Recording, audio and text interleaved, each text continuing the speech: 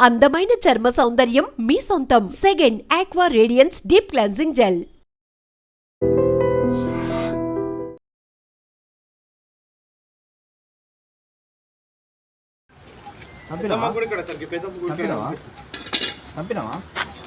తలకే తీసేసి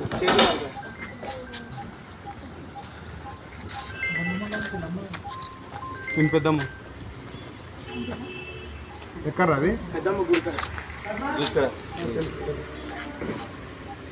తెలుగు రాష్ట్రాల్లో నేరాలు ఘోరాలు రోజురోజుకి పెరిగిపోతున్నాయి. మంచినీళ్లు తాగినంత ఈజీగా మర్డర్లు చేసేస్తున్నారు. అక్రమ సంబంధాల కారణంగా అత్యధికంగా హత్యలు జరుగుతుండగా ఆస్తి కోసం మరికొన్ని జరుగుతున్నాయి. తాజాగా ఓ భూ వివాదంలో వృద్ధురాలిని అత్యంత దారుణంగా హత్య చేశాడు ఓ రౌడీ షీటర్. వేట కొడవలితో తల మొండెం వేరు చేసి నేరుగా పోలీస్ స్టేషన్ కు అదే కొడవలితో వెళ్లి మర్డర్ చేసేశారు, తల తీసేసా సార్ అని డేరుగా పోలీసులకు చెప్పాడు.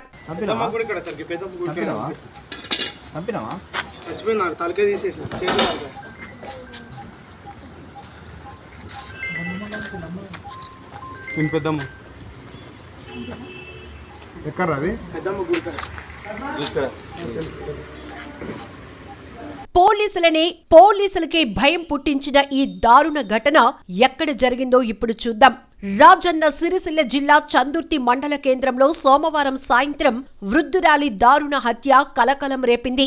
చందుర్తికి చెందిన బొల్లు మల్లవకు సమీప బంధువు రౌడీ షీటర్ బొల్లు మనోజ్ కు మధ్య కొద్ది రోజులుగా భూ వివాదం సాగుతోంది. ఈ క్రమంలో మనోజ్ ఆమెపై కక్ష పెంచుకున్నాడు. సోమవారం మల్లవ్వ గ్రామ శివారులోని తన వ్యవసాయ పొలం పశువుల కొట్టం వద్దకు వెళ్లి తిరిగి ఇంటికి వస్తుండగా మనోజ్ కొడవలితో ఆమెపై దాడి చేశాడు. తల చేతులపై అతి కిరాతకంగా నరికాడు. స్థానికులు పోలీసులకు సమాచారం ఇవ్వగా అప్పటికే మల్లవ్వ మృతి చెందింది. నిందితుడు కొడవలితో వెళ్లి పోలీసులకు లొంగిపోగా వేములవాడ ఠాణాకు తరలించారు. నిందితుడిని కఠినంగా శిక్షించాలని మల్లవ్వ కుటుంబ సభ్యులు, బంధువులు వేములవాడ కోరుట్ల ప్రధాన రహదారిపై ఆందోళనకు దిగారు. పోలీసుల హామీతో ఆందోళన విరమించారు. నిందితుడు 2 ఏళ్ల క్రితం చందుర్తిలో గంగారం అనే వృద్ధుణ్ణి హత్య చేశాడు. కొద్ది రోజులు జైలు జీవితం గడిపిన అతడు బెయిల్పై వచ్చి మరో హత్య చేశాడు. కఠిన చట్టాలు వస్తే తప్ప నేరాలు అదుపు కష్టమంటున్నారు సామాన్యులు. ఏది ఏమైనా ఆస్తి తగాదాలకు మరో ప్రాణం బలైంది.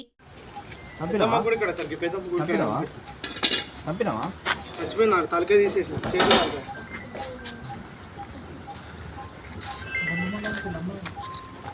పెద్దమ్మ ఎక్కడ అది పెద్దమ్మ గుడి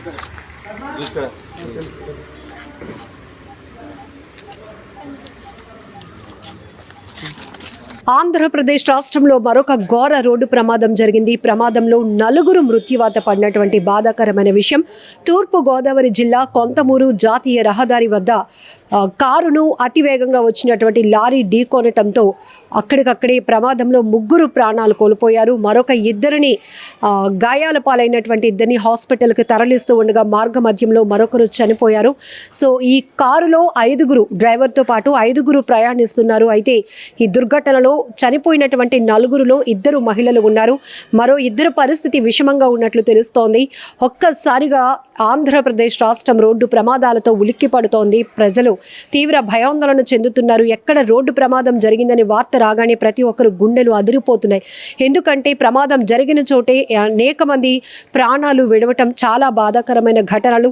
ప్రకాశం జిల్లాలో మనం చూసాం, కారు ప్రమాదంలో 4 చనిపోయిన ఘటన మరవక ముందే తూర్పు గోదావరి జిల్లాలో లారీ కారును ఢీకొన్నటువంటి ప్రమాదంలో ఒకే కుటుంబానికి చెందినటువంటి 4 ప్రాణాలు విడవటం చాలా బాధాకరమైన విషయం. ఇలాంటి దుర్ఘటనలు ఊహించడానికి భయమేస్తోంది.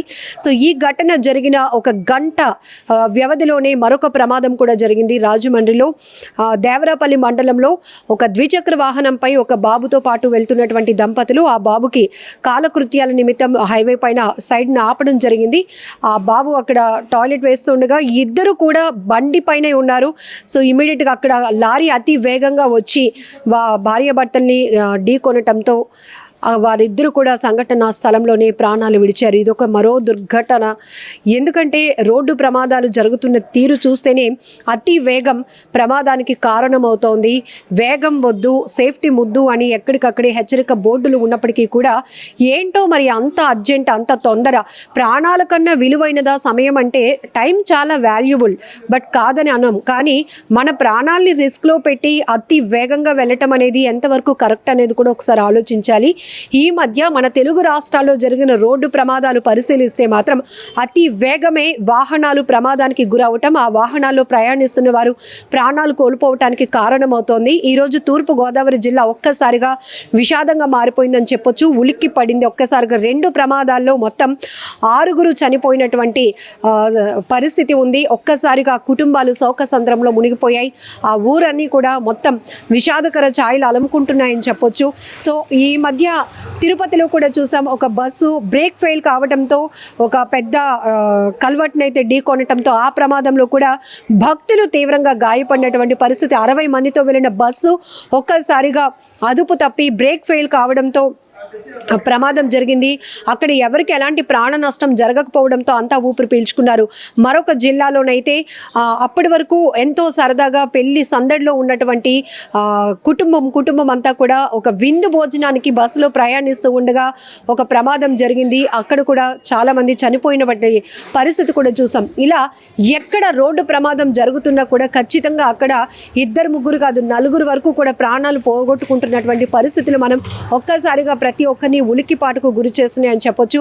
కొన్ని చోట్ల మెయింటెనెన్స్ లేకపోవడం, భారీ వాహనాలు జాతీయ రహదారిపైకి వచ్చినప్పుడు వాటి వేగంలో నియంత్రణ ఉండటం లేదు. మరొక వైపు మెయింటెనెన్స్ లేకపోవడం వల్ల ఇక్కడ తూర్పు గోదావరి జిల్లా కొంతమూరు జాతీయ రహదారిపై జరిగినటువంటి కారు లారీ ఢీకొన్న ప్రమాదంలో కూడా ఈ లారీకి టైర్ పంచర్ అవ్వటం వల్ల ప్రమాదం జరిగినట్టు తెలుస్తోంది. అది ఒక్కసారిగా కంట్రోల్ తప్పి ఆ కారును అతి వేగంగా ఢీకొనటం వల్ల కారులో ప్రయాణిస్తున్నటువంటి 5గురిలో అక్కడికక్కడే 3 చనిపోగా మరొకరు హాస్పిటల్కి వెళ్తూ చనిపోయారు. మరొకరు విషమ పరిస్థితిలో ఉంది వాళ్ళ సిచ్యువేషన్ కూడా. డ్రైవర్తో పాటు 5గురు ప్రయాణిస్తున్నారు. అందరూ ఒకే ఊరుకు చెందినవారు కావటం మరింత దురదృష్టకరం అని చెప్పొచ్చు.